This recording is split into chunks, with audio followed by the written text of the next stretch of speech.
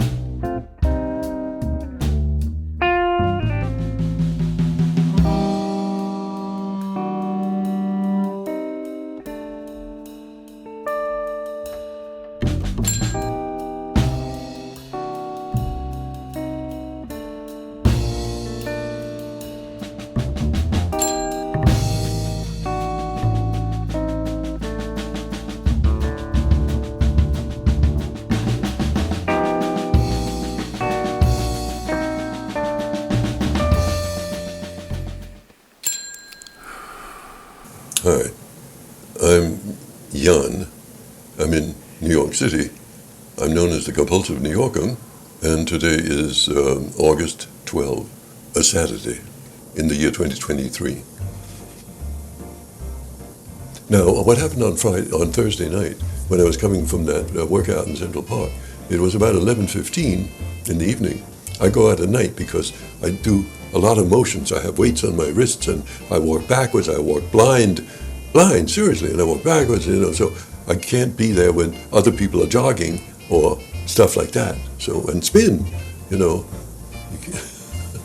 So I need there to be very few people, and there are very few people between 10 and 11.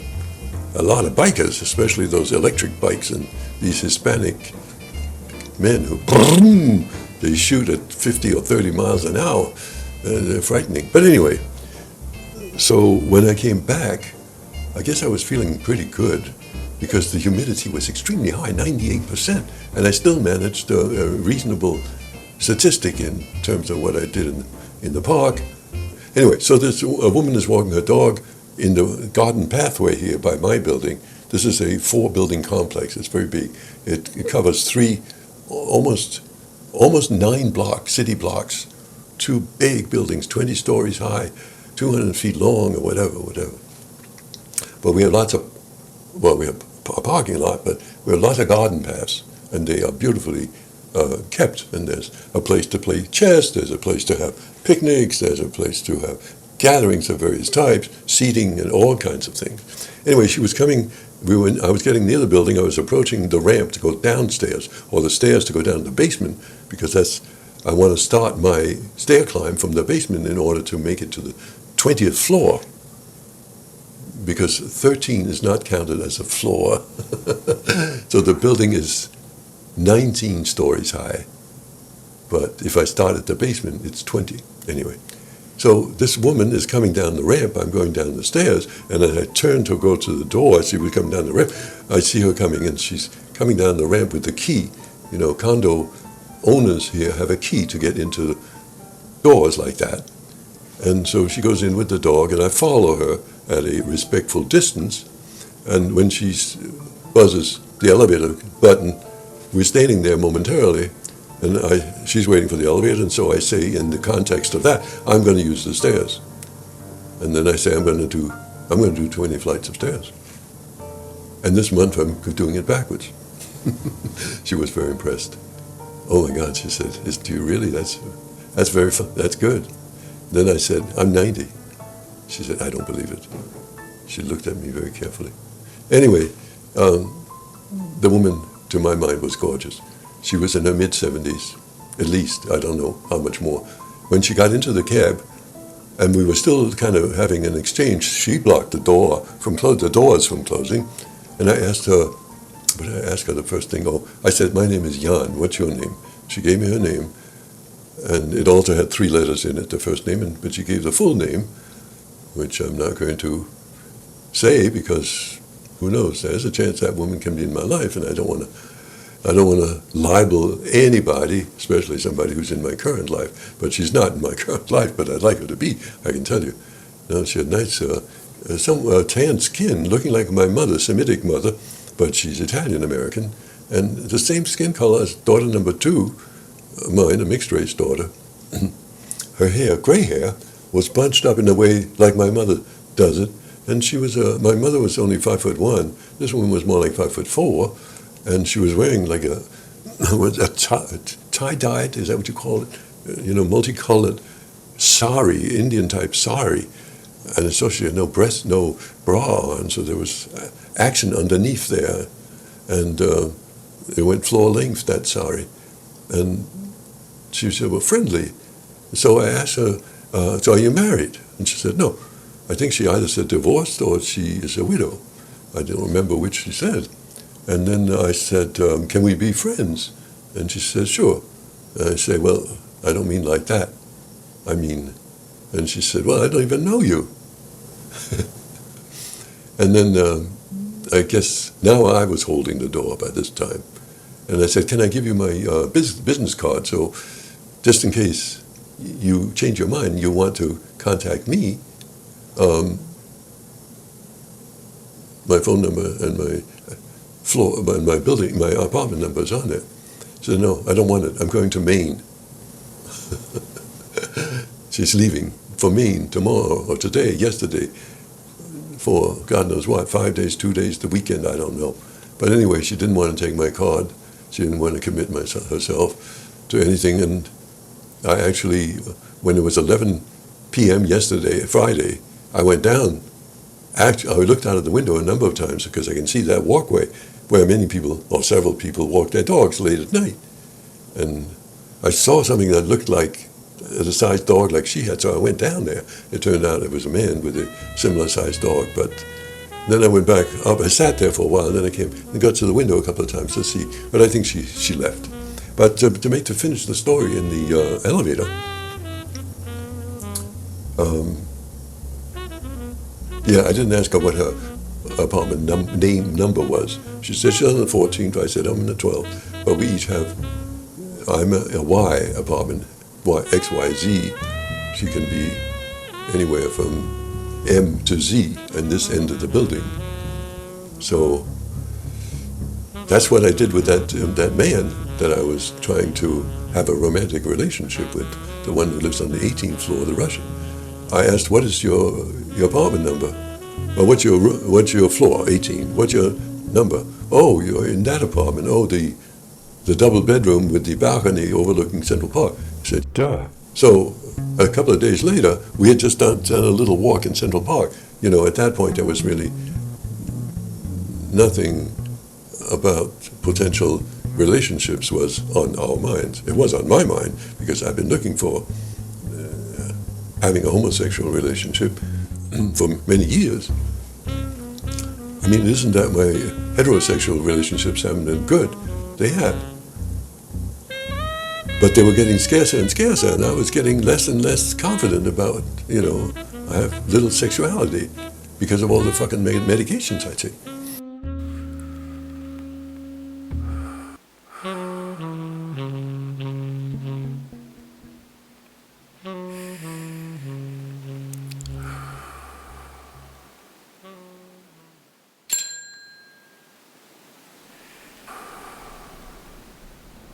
Hi, I'm Jan. I'm in New York City, in Manhattan, Upper West Side. Today is Sunday, January 17th, 2022. The story I'm going to tell you now is from long ago. I mean, long ago, I would say probably in 2000, 20 years ago, a woman who had actually met in Mexico with her husband, who was an architect. And I was with my Jewish girlfriend, who I lived with in a coexistent relationship for 9 years. That's the longest ongoing existence, living together, sleeping together, eating, whatever, traveling together,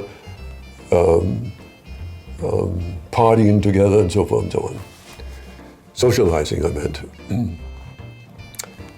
she had so she made friends with that woman who was a painter, like my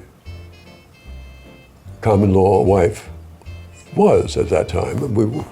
We split all the way back 1980, as a matter of fact, or 1980. But we still shared the same loft. But we had built a very strong double wall between us because we lived in a very big loft. But this girlfriend, who was Dutch, from Holland, came to visit her because they're both painters, you know.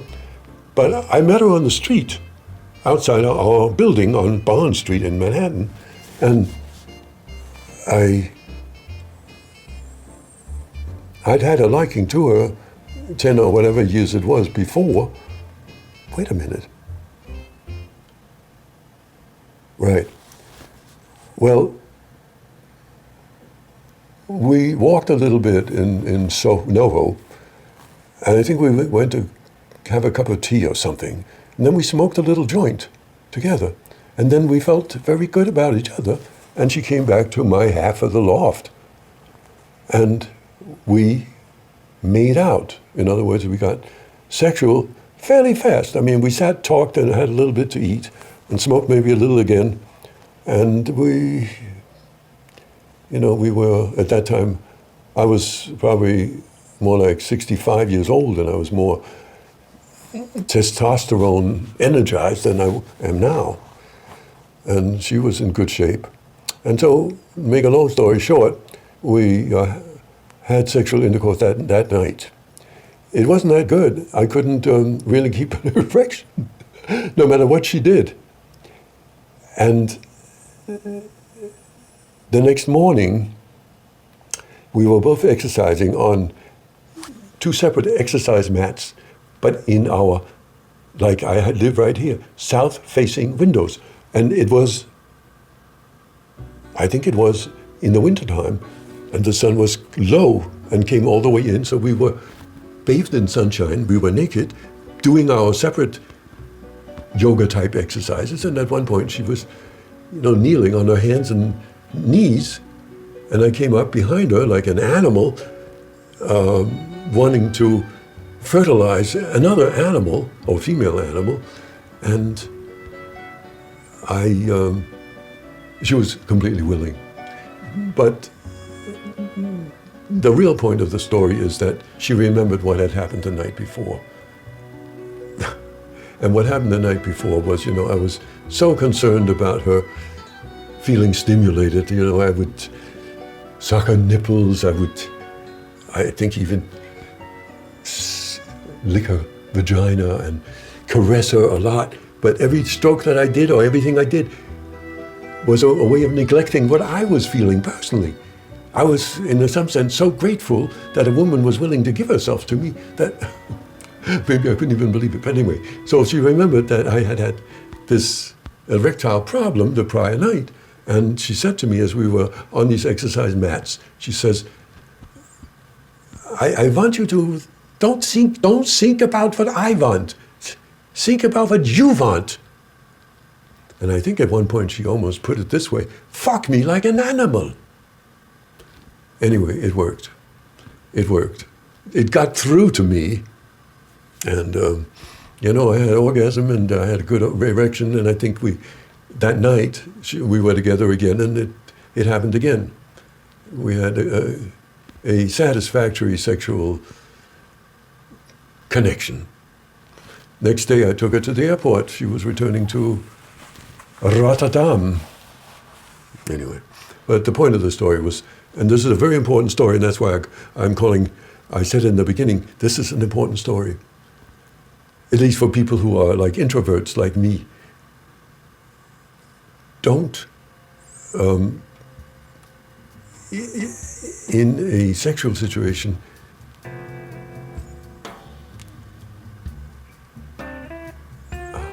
well, I guess it's only about introverts. You need to keep connected to how you feel, at least as much, if not more, than how you think she feels. And actually, the most important point here is that you don't even know what she wants, how she feels. You think that because you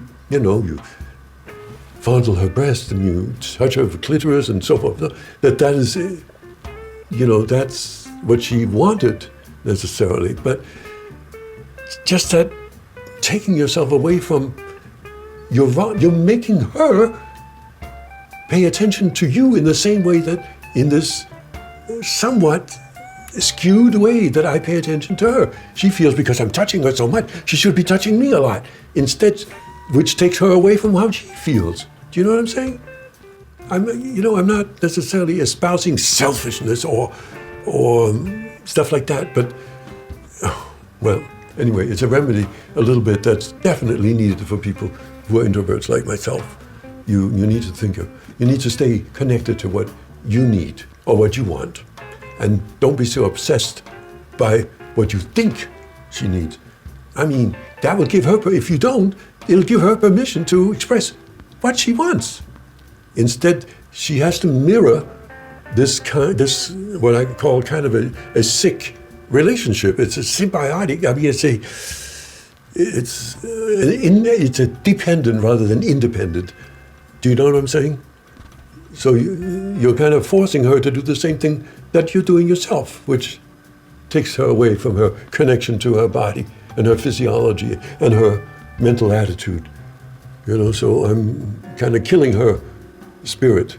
That goes for even non-sexual situations, I'm sure.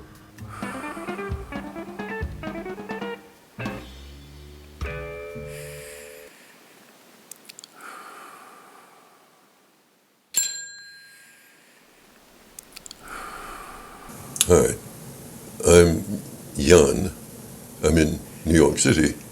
I'm known as the Compulsive New Yorker, and today is August 12, a Saturday in the year 2023.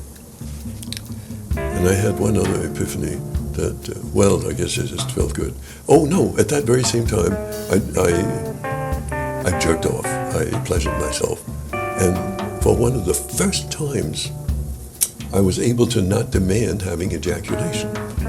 I mean, even if as I say, most of the times I don't get it. I don't get climax. And because I had a vasectomy 30 or 40 years ago, I had no ejaculation anyway, but you can still have an orgasm. But the drive to have the tension release in climax is still uppermost in a man's mind.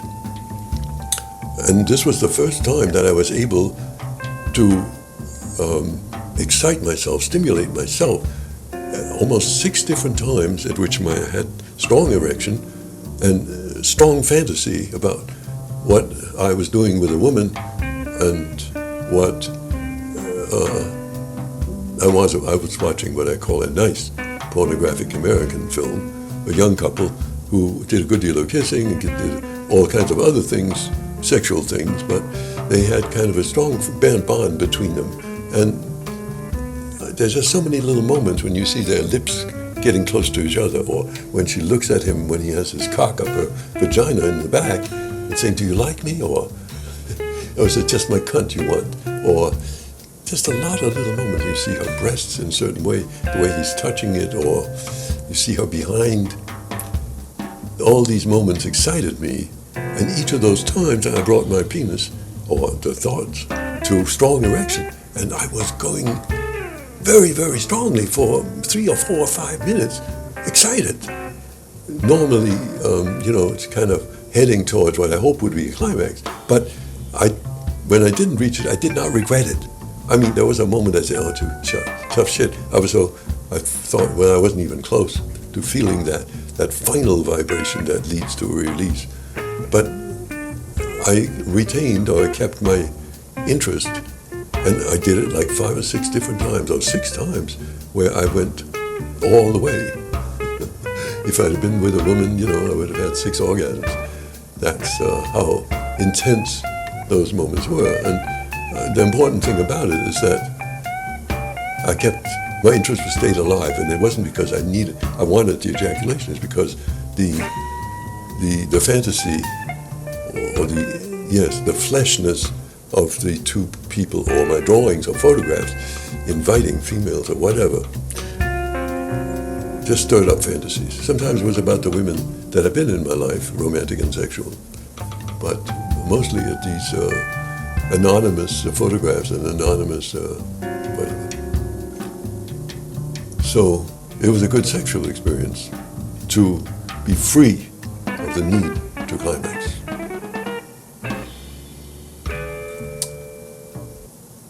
And then that epiphany about, I think it was about that I'm okay the way I am. That my age is important, my viability and survivability is important, but the way my mind works, my humanity and my life experience will hold the interest of some segment of the American population. Whether it's on camera as films, but here live, I think it's different when it's live. It's more. It's more. You feel more the fearfulness of the man, or the enjoyment of the man, or the excitement of having a thought that really evokes something important. It's more visceral. So that's why live, for musicians or singers or actors, is more rewarding than something that has been planned with lots of technical crew for making a film, which is, of course, is superbly done, no question about it, but sometimes lacks some of the blood and guts of seeing something live on stage.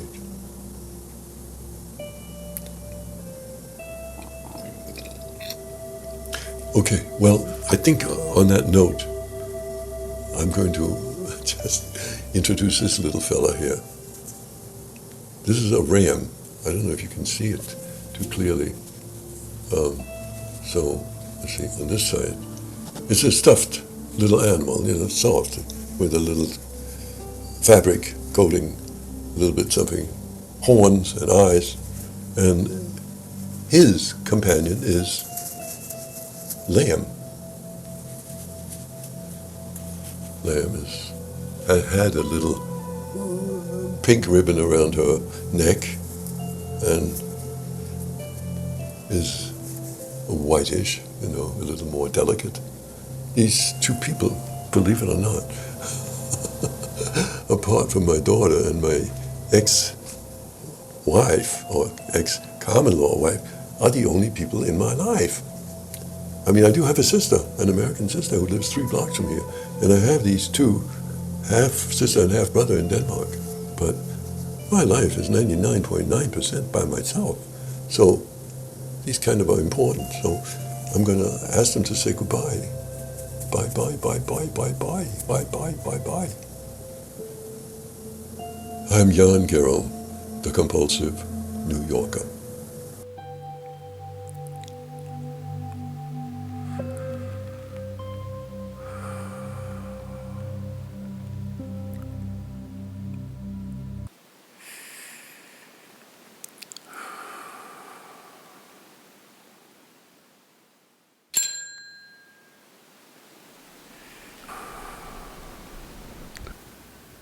Hi, I'm Jan, and today is March 27, 2022. I'm in New York City, Manhattan, Upper West Side. I think she saw the fact that I was a self-defeating human being. I was not going to be a fun person to be with in a more intimate way. Would I really like to admit that? God almighty, I can't believe that. I mean, I've had, like I said, 8 relationships in my life that had endured for, well, like I said, several of them were for 2 years. One was for a year and a half, I had one for a year, and one for 9, and one for 5. That's the mother of my children, who still is in the back of my mind as, we've been friends for the 50, 60 years of our daughters. Anyway, Okay, so what I was afraid to say, yeah, no, she just is not turned on by me because I'm psychologically damaged. I'm a self-defeating human being. I can't believe that that's true, but just the fact that I think that, or project that, or interpret that from a behavior of someone else, that does show true neurosis. That is really the psychoanalytic term called projection. Projection. It may not be what's really happening, but whatever it is that your action is, not answering the phone or whatever, I take that as being a reflection of who I am. In other words, I'm damaged, is what I'm thinking. If she's rejecting me. No, I mean, that's clear. She's rejecting me. No, I got to say it out loud. She rejected me. And I've had many rejections, believe me. And I've had relationships that ended in rejection of me. One case, that's my longest relationship, the rejection was that, well, I put it nicely, she wanted to have a child, and I was not going to have any more children myself. And I had a vasectomy. So, it was just clear that it was, if she needed to be needed a child because she was just crossed over 40 years old or something, or 45, and she was at the end of her fertility limit, I could accept that easily as being, you don't want to have a child with me, I need to find another man. So that's completely clear. And there was another woman who, a German-American woman, oh my God, I mean, she even had a father who was a mathematician at Columbia University, half Jew. She herself is quarter Jew, but she acts so Aryan, whatever that means, Anglo-Saxon, Saxon part. She doesn't want any emotional trouble. She wants, things to be clean and neat and open instead of introspective and analyzing what happened. What was that feeling? You know what I mean? No, she liked food. She liked to drive her BMW, and she was a perfect age for me and good looking, and again a European she was American born, but the influence of her parents on her and her lifestyle, she could have come right out of Berlin or Dresden or Cologne or God knows whatever city, German city. She didn't wear makeup. She had a thin hair, which is, many women have thin hair, in a chignon or bundled up in the back. She wore expensive clothing, very simple, and she had a strong artistic bend. And she had almost almost an androgyny quality, which I found fascinating. And she was completely woman. I mean, when we finally started fucking, she had orgasms that were like electric shock treatment on her, not on me. I don't think I even had an orgasm ever with her. But anyway, so she turned me down because I felt like I interpreted her behavior towards me, you complicated Jew. I can't take your emotional all your drama about whatever. So, and she was actually crying when she was saying that. I can't take it anymore, is what she was saying. Okay. That's what I'm saying. She's an Aryan, she wants to have it neat and clean and in control. Anyway, so that's understandable too. So anyway, those were two rejections, and I rejected one person, and I rejected another person, and I rejected another person, and one more. Yeah. I guess I really did not appreciate long-term relationships. I'm too self-involved. I'm too busy trying to figure myself out. Maybe I'm so busy trying to figure myself out that I can't act. What's that word transactional mean? Anyway, I gotta go. And I'm gonna say goodbye. Goodbye, bye-bye.